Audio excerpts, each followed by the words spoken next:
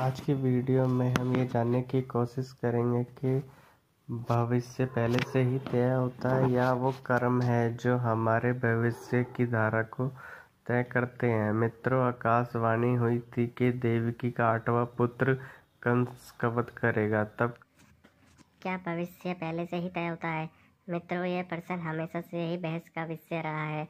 कुछ लोग मानते हैं कि भविष्य हमारे कर्मों पर निर्भर करता है। हम जैसे कर्म करते हैं उसी अनुसार हमारा आने वाला कल होता है।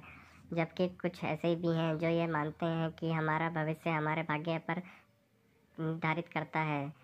तो स्वागत है आपका मेरे चैनल आपका राशिफल में। आज की इस वीडियो में मिलकर हम ये जानने की कोशिश करेंगे कि वाकई ही भविष्य पहले से ही तय होता है या फिर वो कर्म है जो हमारे भविष्य की धारा को तय करते हैं। मित्रों, आकाशवाणी हुई थी कि देवकी का 8वां पुत्र कंस का वध करेगा। तब कंस ने सोचा कि तब 8वां पुत्र वध तो तब करेगा जब वह उसे उत्पन्न होने दूंगा। यह सोचकर कंस पुत्र को जन्म लेते ही मारता चला गया।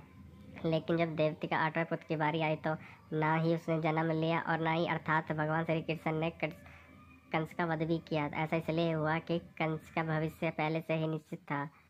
कंस की मृत्यु कब होगी, कैसे होगी और किसके हाथों होगी, ये उसके जन्म से पहले ही लिखा जा चुका था। सिर्फ कंस ही नहीं, संसार में जन्म लेने वाले हर मनुष्य का भाग्य पहले से ही निश्चित होता है। मनुष्य कब जन्म लेगा, उसके साथ क्या क्या होगा, वो किस परेशानी में फंसेगा, ये सब विधि का विधान है जिसे चाहकर भी कोई बदल नहीं सकता। वैसे तो कंस के अलावा हिंदू धर्मों, पौराणिक कथाओं में, ग्रंथों में या दूसरे लोगों का भाग पहले से ही लिखा होने का प्रमाण मिलते हैं। जैसे ही पहले से निर्धारित था कि भगवान राम, माता सीता और लक्ष्मण वनवास पर जाना होगा, क्योंकि भगवान के पीछे का उद्देश्य भगवान राम के हाथों रावण का वध होना था। अगर कई मंत्रा बहकावे ना होती तो ना भरत को सिंहासन मिलता और ना ही भगवान राम को पत्नी सीता और लक्ष्मण के साथ वनवास पर जाते। और आप ही सोचिए, ऐसा ना होता तो भगवान राम के हाथों रावण का वध कैसे होता। मित्रों, इसे आप इसे ऐसे समझिए कि संसार एक नाटक के समान है जिसकी पटकथा भगवान पहले ही लिख चुके हैं। हम इस नाटक के छोटे से कलाकार हैं जिनका किसी न किसी उद्देश्य से संसार में जन्म हुआ है। और दोस्तों, भविष्य को किस्मत से भी जोड़ के देखा जा सकता है, लेकिन ये आपकी किस्मत आपके कर्मों पर जरूर निर्भर करती है। वो कहावत आपने सुनी होगी, जैसे बोगे वैसा काटोगे। अगर आप अच्छे कर्म करते हैं तो आपके साथ भविष्य में अच्छा ही होगा, लेकिन आप बेकार कर्म करते हैं, बुरे कर्म करते हैं तो आपकी किस्मत बुरी ही होगी। अर्थात आपका आने वाला भविष्य आपके कर्मों की तरह ही बुरा ही होगा।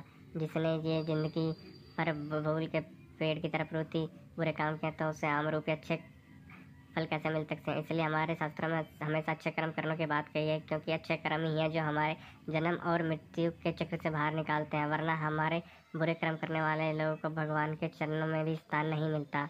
यही नहीं, तुलसीदास जी ने भी ये चौपाई में लिखा है कि कर्म ही प्रधान है। जो जिस तरह के कर्म करता है उसे वैसे ही फल मिलता है।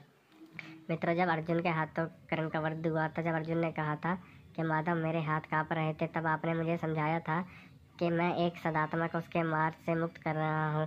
लेकिन ये कि आपने तो मेरे मस्तक पर अपने ही चेष्ट की हत्या का कलंक लगा दिया। तब श्री कृष्ण ने कहा कि मनुष्य को पारम देने वाला मैं कौन होता हूँ। मनुष्य को पारम उसके कर्म देते हैं। बीज में स्वस्थ मीठे फल लगेंगे या बीज को सूख जाना, इसका चयन तो बीज स्वयं करता है पार्थ, अपनी धारा चुनकर। श्री कृष्ण ने आगे कहा कि पार्थ, तुमने धर्म का साथ देना चुना और कर्ण ने अधर्म का साथ देना चुना, तो ऐसे में मैं क्या करता। तुमने अन्याय के विरोध में सिर उठाया और अंगराज सब जानते हुए भी मौन रहे। मैंने कई बार विकल्प चुनने के अवसर कर्ण को दिए, लेकिन उन्होंने हर बार दुर्योधन और उसके मित्रता का चयन किया। ऐसे में बताओ मैं क्या करता। मित्र, भागवत गीता में इस अध्याय में ये सीखने को मिलता है कि भगवान हमें अच्छे कर्म करने के विकल्प देते हैं, पर हम ऐसा नहीं करते, जिसके हम अपनी बुरी किस्मत पर रोने लगते हैं। तो अंत में बस हम यही कहेंगे कि भविष्य जरूर पहले से तय लिखा होता है, लेकिन भविष्य का लिखा जाना हमारे कर्मों पर ही निर्धारित होता है। हमारे कर्म अगर अच्छे हैं तो हमारा आने वाला भविष्य भी अच्छा ही होगा। अगर हमारे कर्म बुरे होंगे तो हमारा उसके फल भी हमें बुरे ही मिलेंगे। इसलिए हमें हमेशा अच्छे कर्म ही करने चाहिए। तो आज की वीडियो में इतना में, हम मिलते हैं एक नई वीडियो में। और हमारे चैनल को सब्सक्राइब करें, लाइक करें। धन्यवाद।